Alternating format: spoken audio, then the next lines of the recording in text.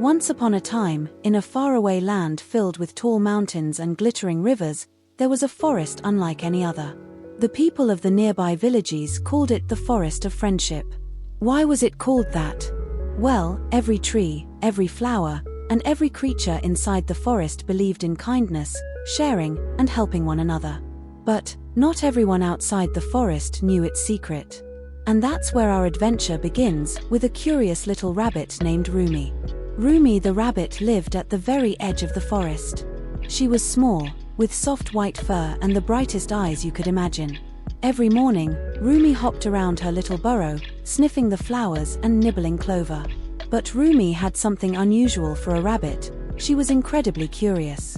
One sunny morning, she said aloud, "Oh, how I wonder what lies deep inside the forest. I hear birds laughing, I see lights at night, and sometimes I even hear music.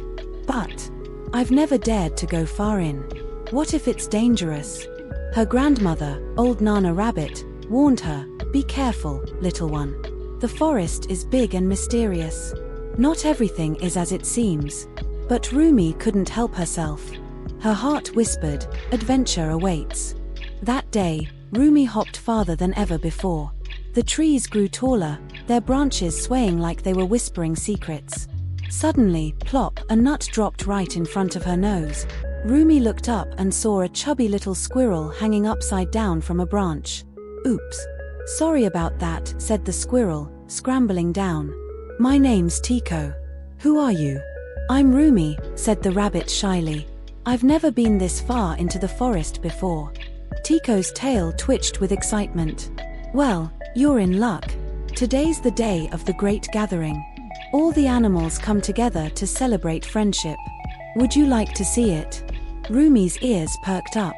"Oh yes, please." And so, with a new friend beside her, Rumi began her first real journey into the magical heart of the forest. As Rumi and Tico walked, they reached a wide, sparkling river. But this was no ordinary river. Its water shimmered with colors blue, green, and even gold. Suddenly, the river itself spoke. "Hello, little travelers. Where are you going today?" Rumi gasped. Did the river just talk?" Tico nodded. "Of course. This is the river of voices. It knows every story in the forest." The river chuckled softly, its ripples dancing. "Indeed I do. If you are kind, I shall tell you a riddle. Solve it, and I will give you safe passage." The river asked, "I am not alive, yet I grow. I do not breathe, yet I need air. What am I?" Rumi thought hard. She wiggled her nose. Not alive, but grows. Needs air, but doesn't breathe. Oh, a fire." The river sparkled brightly. "Clever little rabbit. You may cross."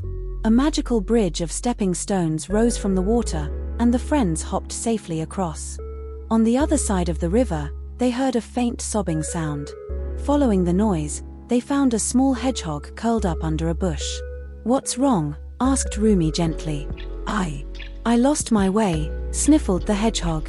"I was supposed to go to the great gathering, but I can't find the path." Rumi's heart softened. "Don't worry. We're going too. You can come with us."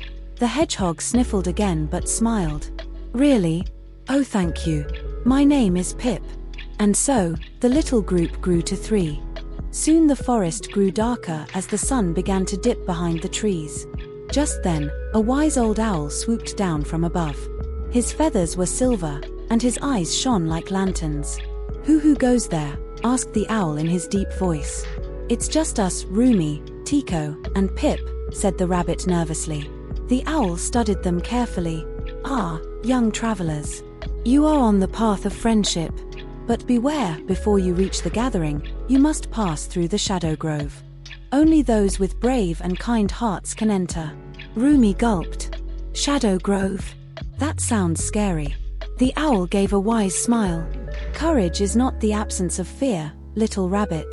It is choosing kindness, even when you are afraid." With that, the owl spread his wings and flew away. The friends finally reached the Shadow Grove. The trees here were twisted and tall, and shadows moved strangely across the ground. A cold wind howled between the branches. Suddenly, roar, a dark shape leapt out. It was a wolf with glowing eyes. The hedgehog squeaked, the squirrel trembled, and even Rumi's legs shook.